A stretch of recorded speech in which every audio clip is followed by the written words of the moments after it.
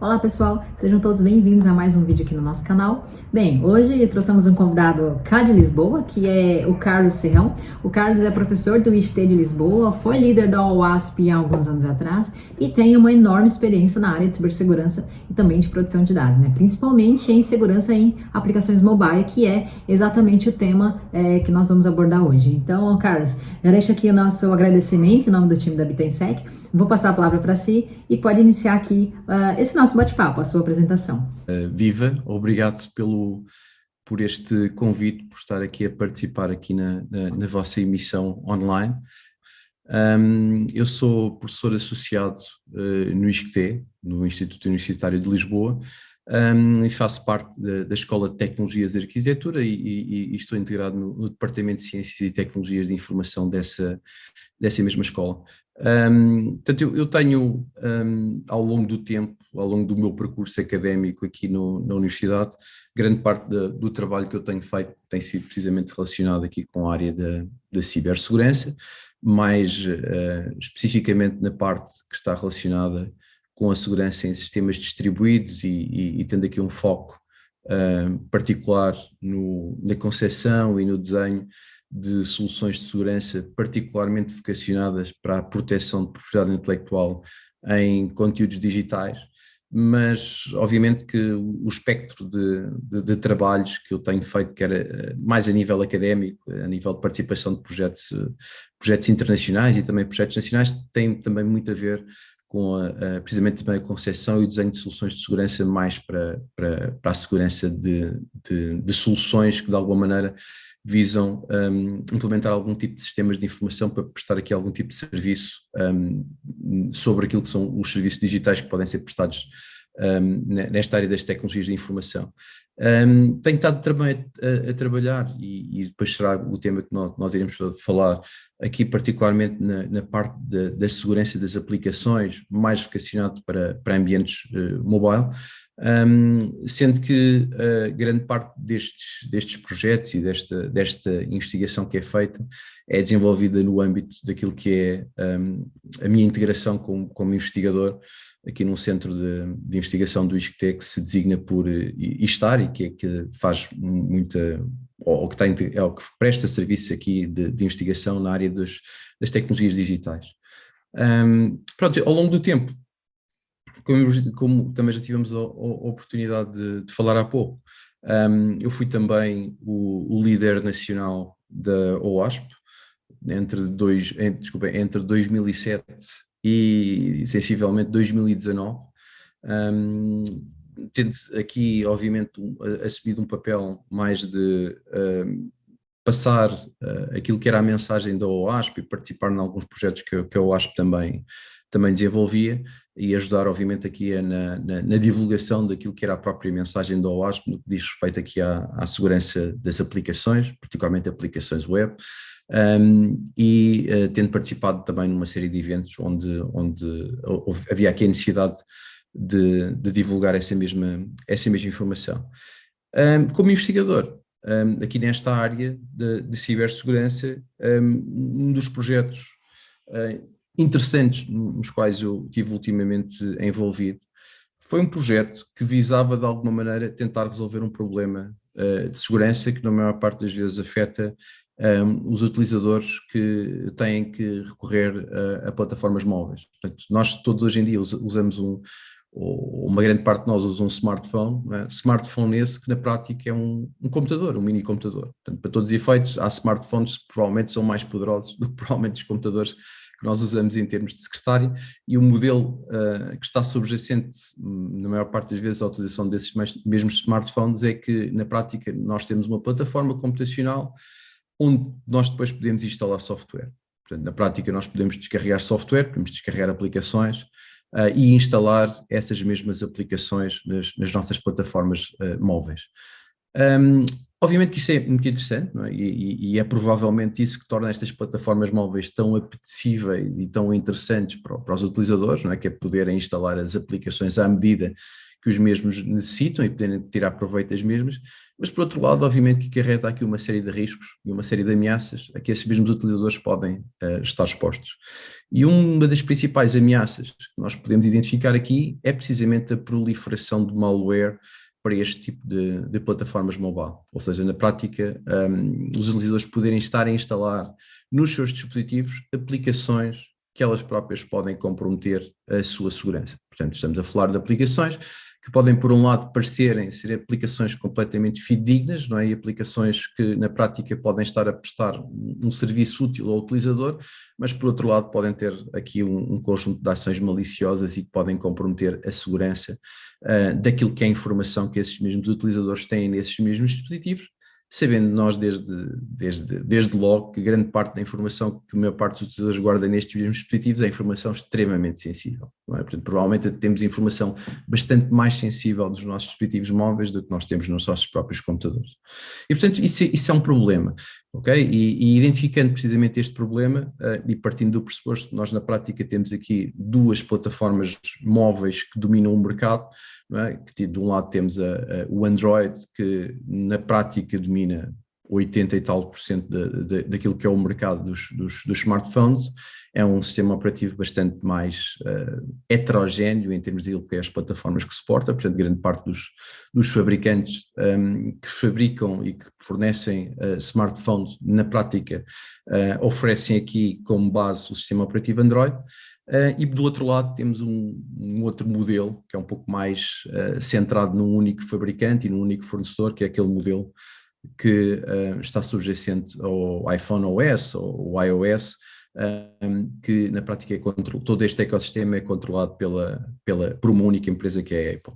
Pronto, tendo como base isto, grande parte daquilo que nós fazemos quando instalamos aplicações nos nossos smartphones é recorrer a uma loja oficial ou não, depende daquilo também que nós fazemos de smartphones, de aplicações para smartphones, e depois descarregamos essas mesmas aplicações e instalamos essas aplicações nos nossos dispositivos. Portanto, na prática, a loja de aplicações, a loja dos smartphones, opera aqui como uma espécie de um gateway de segurança para garantir a segurança das aplicações que estão instaladas nos dispositivos do utilizador. Portanto, na prática, os utilizadores, todos nós confiamos nas lojas das aplicações para garantir que as aplicações que nós instalamos nos nossos dispositivos são, na verdade, seguras.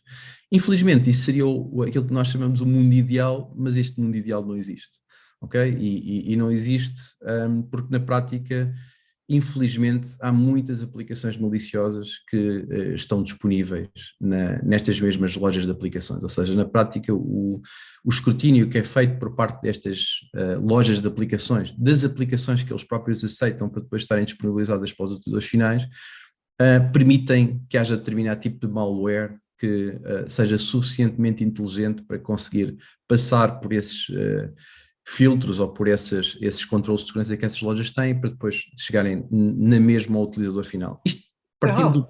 Sim, diz. Só aproveitando esse gancho, né, que você mencionou, existe um certo, digamos assim, um certo conceito, né, de que as aplicações que são provenientes das plataformas da Apple, né, estão mais seguras do que as aplicações que são disponibilizadas pelas outras plataformas, né? Mais especificamente, né, pelo Android, essa coisa. Isso é verdade dentro da tua experiência ou não? Assim, sendo brutalmente honesto, não é? Eu acho que existe malware existe malware nas duas plataformas. Só que aquilo que diferencia as duas plataformas tem um pouco a ver com a abertura das mesmas, ou seja, enquanto que a Apple controla todo o ecossistema, não é? E estamos a partir do pressuposto que os dispositivos que o utilizador está a usar são dispositivos que não foram, entre aspas, jailbreak, não é? Portanto, não houve um utilizador que quebrou as próprias proteções de segurança que a Apple lá colocou, portanto isso faz com que o maior controle da própria plataforma, portanto, desde a linguagem de programação, a ferramenta que serve para produzir as aplicações, o próprio modelo de negócios, a própria loja de disponibilização das aplicações, etc., tudo isso torna a plataforma da Apple um pouco mais ou um pouco menos permissiva à disponibilização de malware nesta mesma plataforma. Mas isso não significa que na prática que ele não exista, tá bem? Porque já vimos vários exemplos em que efetivamente também existe malware para a plataforma da Apple e acho que nenhum de nós, independentemente de sermos utilizadores do iOS ou sermos utilizadores de Android, estamos na prática livres de eventualmente sermos explorados a este nível. No entanto, aquilo que acontece é que na prática nós estamos aqui a falar de dois ecossistemas, um bastante mais aberto do que o outro. Se nós olharmos para o Android, e já agora eu ao longo do tempo também tenho vindo a desenvolver algumas aplicações, o processo de aprovação de uma aplicação Android na loja oficial, por exemplo, da Google, de aplicações Android, é bastante mais rápido do que o próprio processo de aprovação naquilo que acontece, por exemplo, na loja de aplicações da Apple. Isto tem a ver com todas as verificações que são feitas da própria aplicação, também tem a ver com o próprio modelo de negócios. Por exemplo, a Apple verifica coisas como, por exemplo, se a aplicação que está a ser submetida não está a violar alguns direitos ou algumas patentes que a própria Apple possa ter, ou seja, é o controle do seu próprio modelo de negócios, não é? Mas por outro lado, toda a facilidade que existe em submeter aplicações para o mundo Android acaba por fazer com que na prática haja uma maior proliferação de malware para a plataforma Android do que propriamente para a plataforma iOS. E é precisamente por causa disto que aquele projeto que eu falava, na prática acabou por se centrar e por se focar muito mais no mercado das aplicações Android do que propriamente no mercado das aplicações para iOS, portanto, para o mundo Apple. Com base este problema que era mais prevalente no mundo Android, nós em conjunto com uma App Store, que inclusive é uma App Store portuguesa, que se chama Aptoide, nós submetemos, e o projeto depois foi aprovado, um projeto ao Portugal 2020, que era um projeto chamado App Sentinel, e que visava precisamente tentar resolver este problema, ou seja, como é que nós conseguimos minimizar o número de malware que está disponível nas lojas de aplicações Android, de forma a evitar que esse malware depois possa chegar aos dispositivos finais dos utilizadores. Sendo que no caso da Aptoide ainda existia aqui um problema adicional, que a Aptoide na prática é uma plataforma que é uma App Store normal, mas que permite que sejam criadas dentro daquela App Store outras App Stores. Portanto, na prática eu posso criar App Stores dentro de App Stores e disponibilizar todo o tipo de aplicações. E, portanto, na prática o problema do malware é ainda bastante mais prevalente e bastante mais grave no caso ou era mais prevalente e mais grave no caso da Aptoide, pelo facto de que, por exemplo, alguém podia pegar numa aplicação perfeitamente legítima, não é? Portanto, que existe na Google Play Store, fazer uma alteração a essa mesma aplicação, injetar um payload malicioso qualquer nessa aplicação e depois criar uma loja legítima na loja da Aptoide e fazer com que esse malware pudesse chegar aos utilizadores finais. Portanto, o projeto visava na prática, ou tinha na prática duas dimensões diferentes. Uma primeira dimensão que consiste, que é uma tendência hoje em dia, que era na utilização da inteligência artificial para nós de alguma maneira conseguirmos detectar de uma forma mais inteligente malware, não é? Portanto, o malware hoje em dia é extremamente inteligente no sentido de que consegue de alguma maneira disfarçar-se e tentar passar de alguma maneira despercebido todos os mecanismos de segurança que existem para de alguma maneira tentar filtrar esse mesmo malware.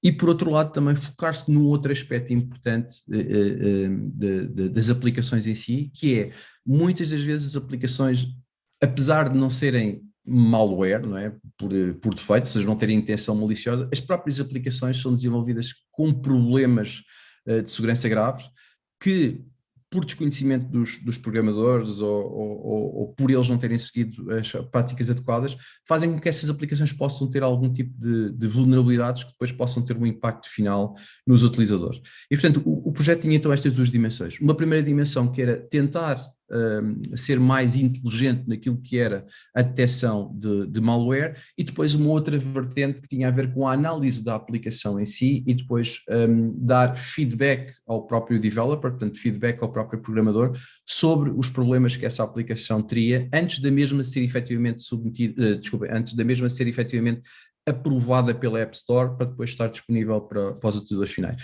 Portanto, o grande objetivo do projeto era essencialmente melhorar a segurança das lojas, das aplicações e na tentativa de fazer com que essas aplicações fossem na prática mais seguras antes do utilizador as instalar.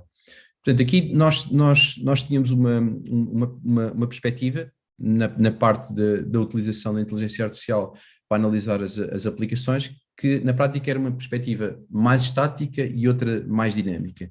A perspectiva mais estática tinha a ver com nós olharmos para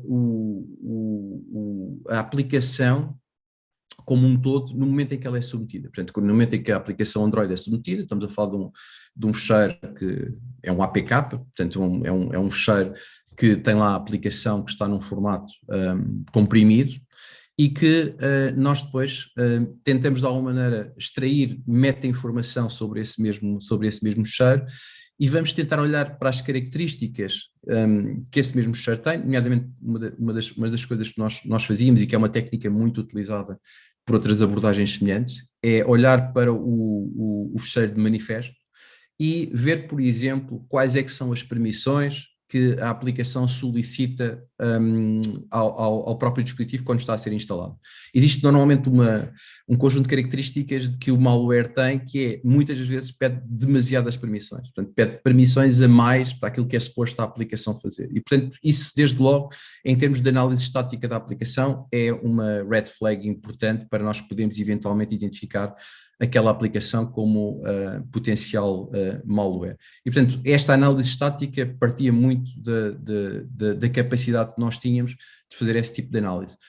Nós estávamos a usar aqui uma série de algoritmos de machine learning, porque o objetivo era nós olharmos para bases de dados de malware que já existiam, portanto, porque já existem N bases de dados de malware disponíveis que podem ser depois utilizadas para os nossos algoritmos de machine learning poderem aprender e depois aprenderem a identificar esse mesmo malware com algum nível de certeza. E depois tínhamos também uma outra abordagem, que era uma abordagem dinâmica, ok? Que é diferente da abordagem estática, porque enquanto na abordagem estática nós olhamos essencialmente para o ficheiro, não é? Portanto, para aquilo que é a aplicação, a abordagem dinâmica olha para o comportamento da aplicação. Portanto, na prática, a aplicação está a ser executada, não é? Portanto, é como se ela estivesse a ser executada num dispositivo, e nós vamos olhar para o comportamento da aplicação, ou seja, o que é que a aplicação faz quando ela está a ser, na prática, executada. E este comportamento dinâmico, a análise deste comportamento dinâmico é muito importante porque há malware que vem, por exemplo, preparado para, por exemplo, se comportar de formas diferentes quando, por exemplo, a aplicação está a ser executada num dispositivo real ou quando ela está a ser executada, por exemplo, numa máquina virtual de Android para verificar o comportamento daquela aplicação. Portanto, olhar para este comportamento dinâmico é também uma parte importante para nós percebermos até que ponto é que aquela aplicação pode ou não ser eventualmente uma aplicação de malware. Normalmente nós temos aqui características que é fácil, que nós conseguimos perceber e que são características típicas deste tipo de aplicações em termos de comportamento dinâmico, que é a quantidade de ligações que estabelecem à internet, que tipo de endereço IP é que essas mesmas aplicações tentam ligar, que tipo de ficheiros é que essas aplicações tentam escrever ou tentam consultar no próprio dispositivo. Portanto, há todo aqui um conjunto de características que podem ser úteis para nós podermos fazer esta identificação deste mesmo comportamento dinâmico e tentarmos identificar imediatamente esse malware. Como é óbvio. Sim, força. Uma pergunta. Esse processo, né, que é vamos chamar assim, é um quality assurance de segurança, sim. Isso era realizado ao longo do desenvolvimento ou existiam etapas onde os desenvolvedores eram solicitados a chamar a ferramenta para que ela pudesse fazer a avaliação? Pergunto isso porque existe uma pressão muito grande, né, pelo time to market. Exato. E normalmente esses aspectos que acabam agregando steps ao longo do procedimento, né, ao longo do processo de desenvolvimento, muitas vezes acabam sendo abandonados porque, obviamente, eles acabam consumindo algum tempo. Pode ser pouco, pode ser muito, aí depende muito de cada característica.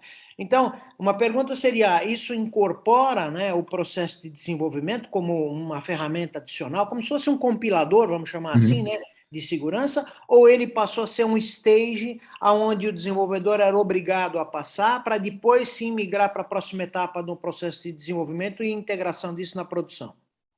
Obrigado, Sérgio. Na prática, aquilo que estava a acontecer e aquilo que era o objetivo do próprio projeto era, isto é um processo de Quality Assurance da App Store, portanto, da loja de aplicações.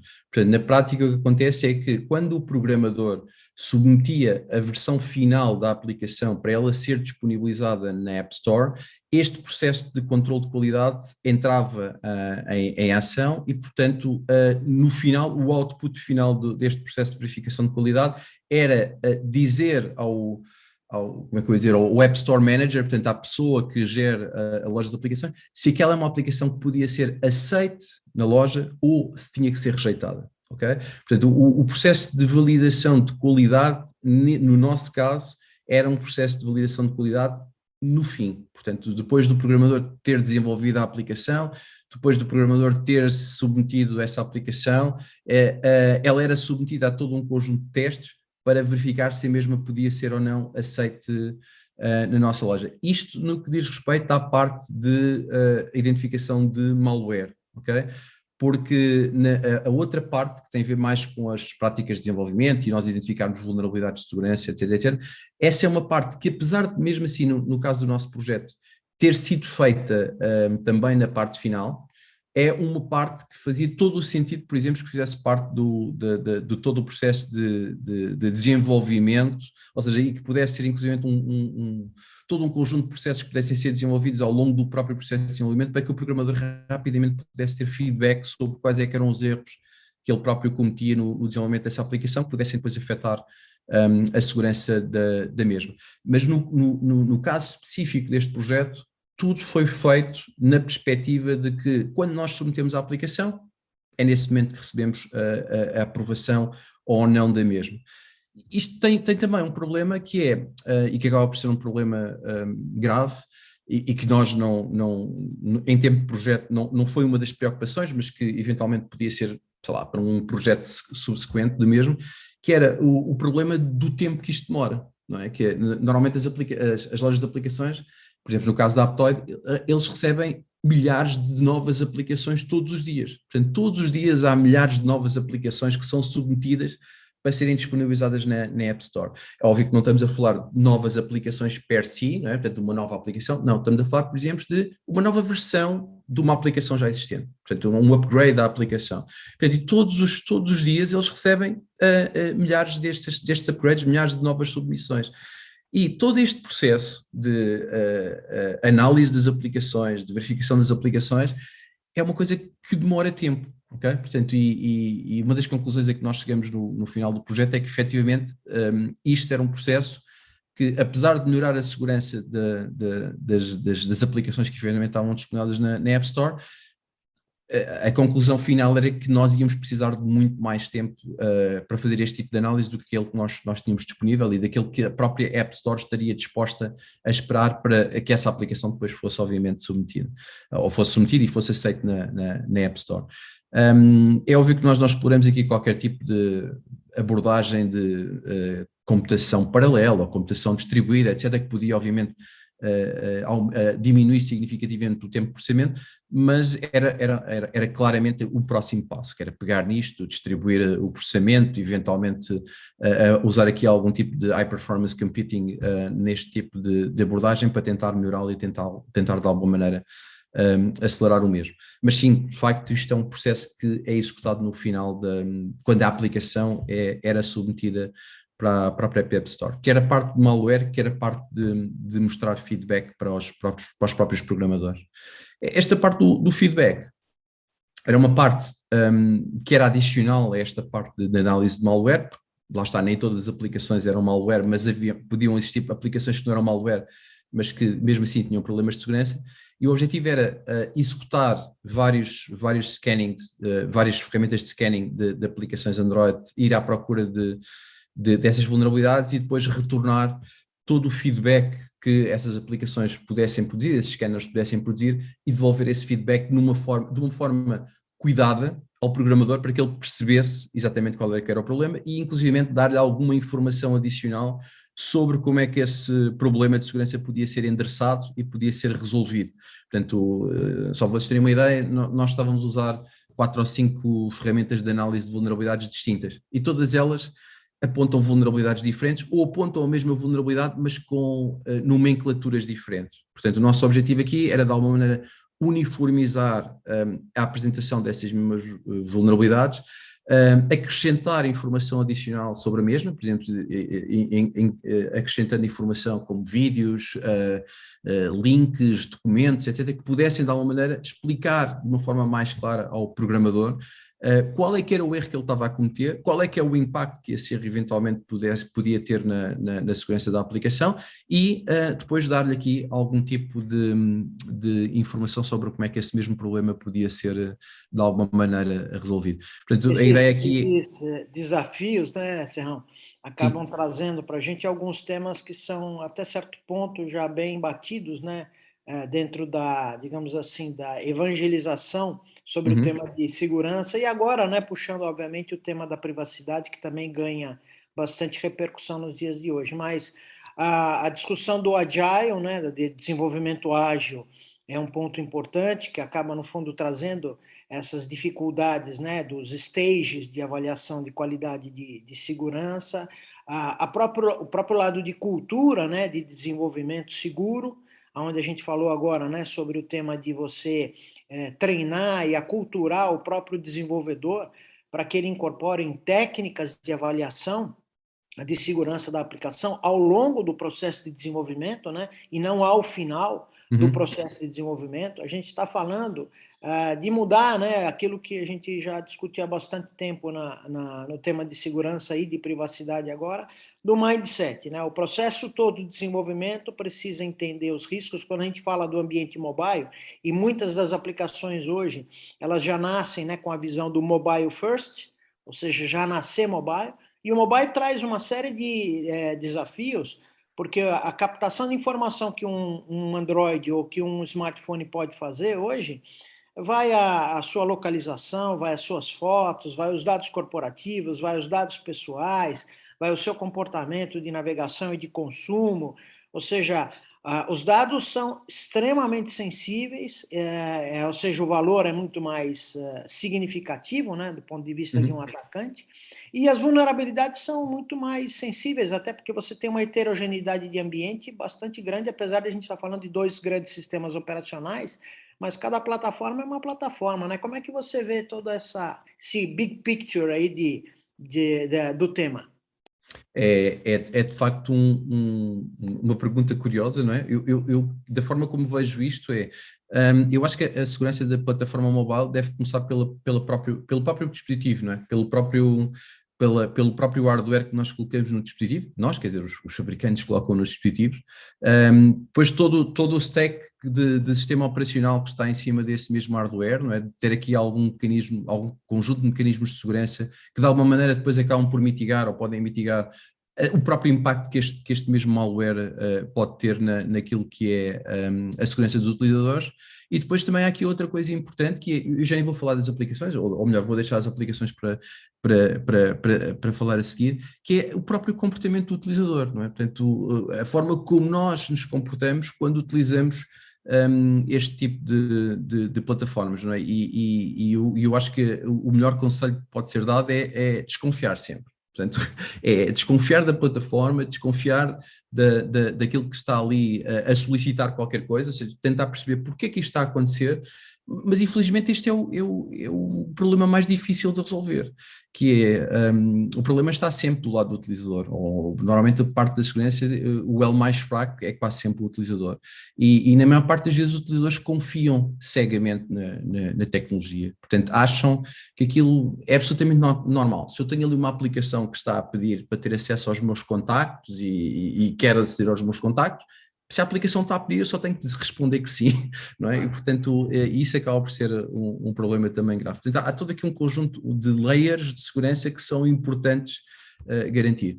A das aplicações é mais uma, e também tem muito a ver e está relacionado diretamente também com este aspecto das pessoas, que é os programadores, os developers que vão desenvolver as aplicações. E nós sabemos perfeitamente que uma das vantagens, ou uma das características que torna estas plataformas tão populares para desenvolvimento, é o facto de que qualquer um de nós pode desenvolver uma aplicação mobile. Qualquer um de nós pode facilmente pegar num ambiente de desenvolvimento e desenvolve rapidamente uma aplicação mobile. E às vezes, e hoje em dia até já existem cada vez mais frameworks e plataformas que fazem isso, em que muitas vezes nós até nem sequer precisamos produzir linhas de código, nem sequer precisamos de programar. Portanto, nós usamos ambientes de desenvolvimento que com meia dúzia de componentes, meia dúzia de desenvolvimentos visuais da própria aplicação, nós temos uma aplicação pronta a funcionar e que depois pode ser facilmente levada para os utilizadores finais. E eu acho que isto, por um lado, é bom, não é? Que é, tira o ónus da segurança dos programadores, mas por outro lado é mau, porque nós estamos a confiar mais uma vez numa plataforma que não conhecemos e que não sabemos exatamente quais é que são os problemas de segurança que ela pode ter.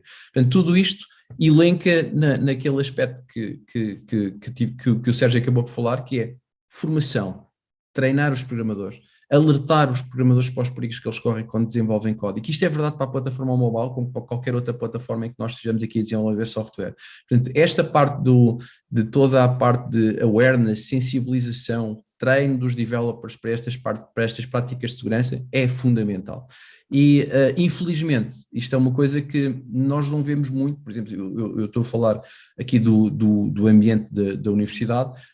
Infelizmente é uma coisa que nós não vemos muito a nível da formação universitária, não é? Os alunos, eles até podem ter algum tipo de formação em cibersegurança, em segurança, e depois têm formação em programação, mas depois não há uma interligação entre as duas áreas. Portanto, eles podem ser excelentes programadores, fazerem programas espetaculares, mas depois não terem cuidado com aquilo que é o impacto que a segurança que esse mesmo código que eles produzem pode ter no utilizador final ou num sistema onde essa aplicação vá funcionar. E esta falta de interligação é uma coisa que eu acho onde nós devíamos, o pessoal da universidade e o pessoal da segurança, devia de investir mais tempo, é reduzir aqui o gap que existe entre estas duas práticas, porque só assim nós vamos conseguir ter um ambiente de aplicações mais seguro do que aquilo que nós temos hoje em dia. A gente faz testes de invasão assim, para diversas empresas, né, pequenas, médias e grandes, e de fato, né, as vulnerabilidades não são em aplicações mobile, web,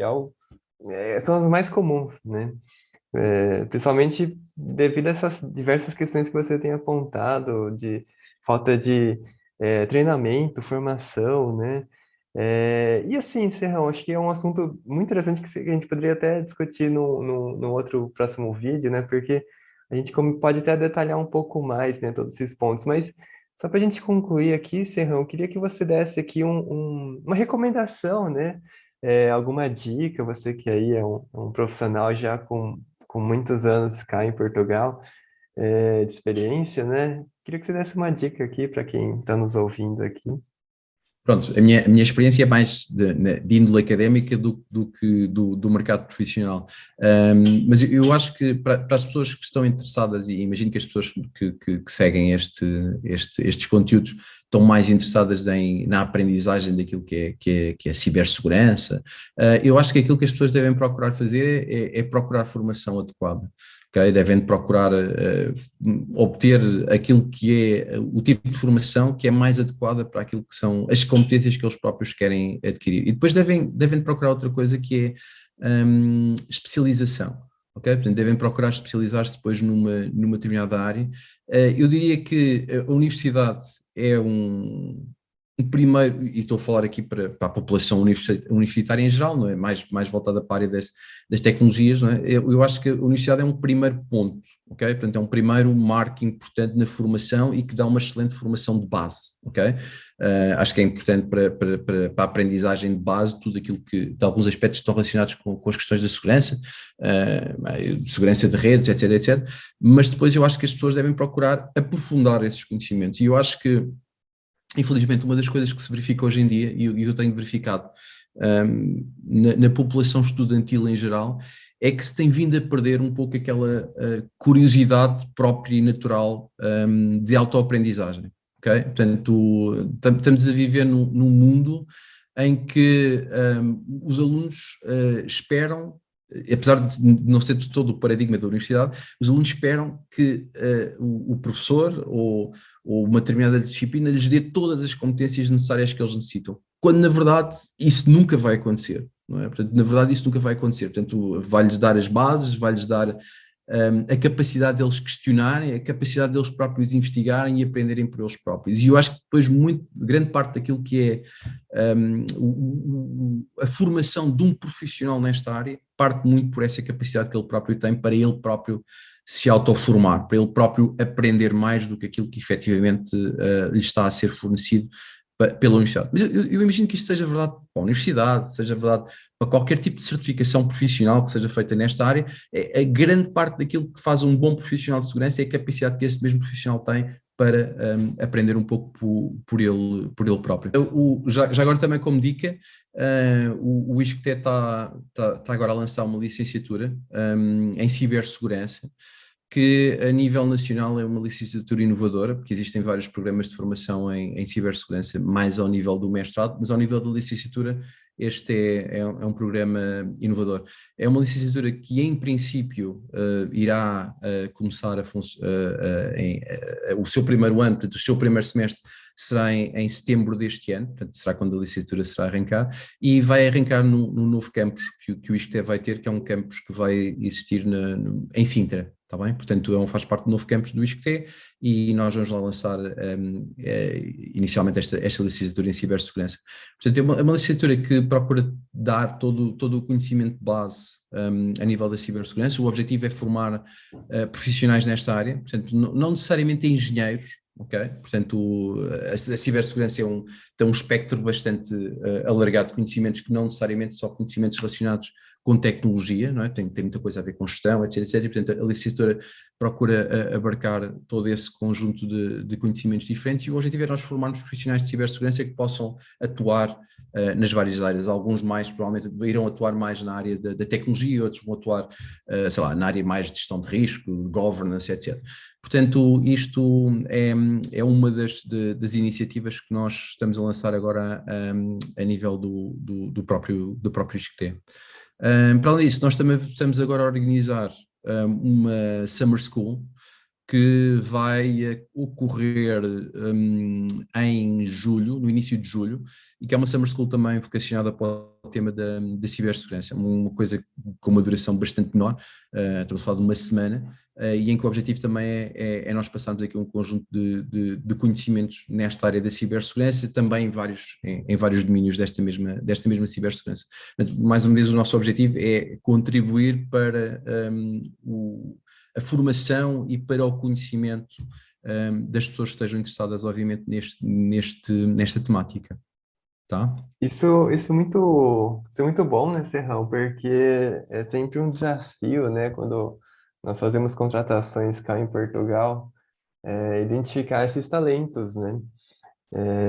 Então, acredito que será um ótimo curso aí, né? Vai ser coordenado aí por si, né, Serrão? Em Então, princípio, sim. Espero então que sim.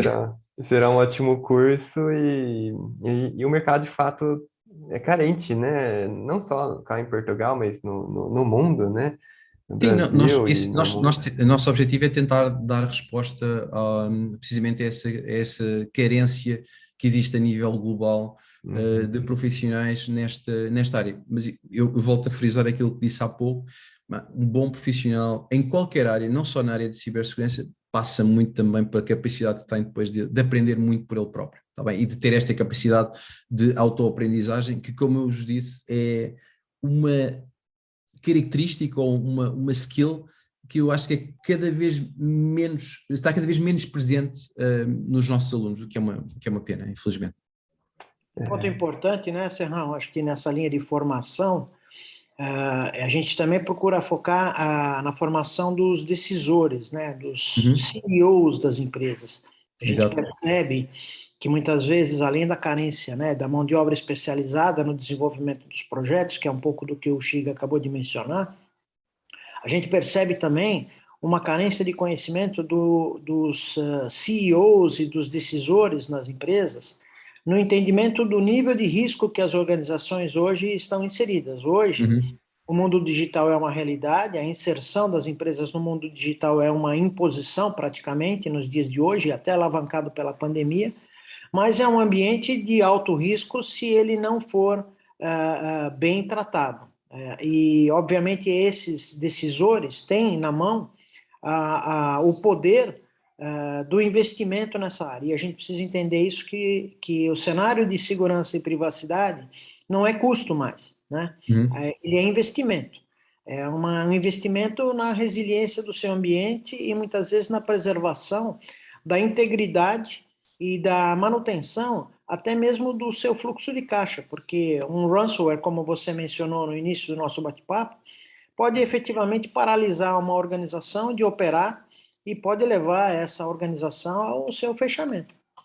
Exatamente, isso é uma das coisas mais importantes. Pronto, por um lado, lá está, temos que ter este esforço de sensibilização dos decisores das organizações para eles perceberem a segurança não como um custo, como referiu o Sérgio bem, mas sim como algo que é absolutamente necessário. Portanto, é um investimento, é algo que pode significar a diferença entre nós estarmos num determinado negócio ou eventualmente ficarmos sem negócio, não é? Portanto, e a empresa parar como um todo. E muitas vezes fazer este tipo de ou passar este tipo de cultura para determinado tipo de decisores não é fácil, particularmente em determinado tipo de setores onde estão completamente desligados da parte tecnológica, não é? Portanto, e acham que as coisas por si só se resolvem, não é? Portanto, e a tecnologia vai resolver os problemas todos, quando nós sabemos perfeitamente que às vezes a tecnologia cria mais problemas do que efetivamente às vezes os resolve. Portanto, passar este tipo de conhecimentos para este tipo de pessoas é obviamente também uma parte importante daquilo que é o trabalho que as universidades às vezes também fazem. Por exemplo, esta Summer School de Cibersegurança que nós estávamos a falar é precisamente um evento, uma boa oportunidade para os próprios decisores poderem perceber quais é que são os riscos que correm, como é que esses riscos podem afetar de alguma maneira as suas organizações, e, portanto, eles próprios terem uma oportunidade de aprenderem, de perceberem esse mesmo risco e depois poderem mais tarde atuar sobre o mesmo, obviamente usando aqui o profissional de segurança de informação como o elo de ligação entre aquilo que é a decisão de investimento e aquilo que são os próprios riscos que a organização está exposta. Mas sim, sem dúvida, concordo plenamente com aquilo que acabaram de dizer e de facto isto é tão importante para o profissional de segurança como também para a pessoa que tem que tomar depois as decisões de investimento e que às vezes não são decisões fáceis, até porque investimento em coisas que são tecnologias na maior parte das vezes são vistas como custos. É verdade. Mas perfeito, Serrão. Olha, muito obrigado pela Nada, sua ora, essa foi um presença. prazer. É um assunto riquíssimo, assim, muito interessante. O Serrão, eu conheço um profissional há muitos anos já e tenho muita admiração, né? Um profissional aí muito experiente. Obrigado. Não sei se E... mereço essa admiração toda, mas obrigado. Mas muito obrigado, viu, Serrão, pelo seu Nada, ora, essa tempo. foi um prazer, mais uma vez. E, bom, a gente volta para um próximo conteúdo aí, o Serrão, que também conhece muito sobre aplicações web, né? Então, a gente, entre outros assuntos, né? Mas a gente pode agendar uma outra conversa. Então, Serrão, Ok. muito obrigado aí, Nada, pessoal. ora, essa. Bom Bom dia dia. para todos aí. Bom Tchau, dia. tchau. Deus.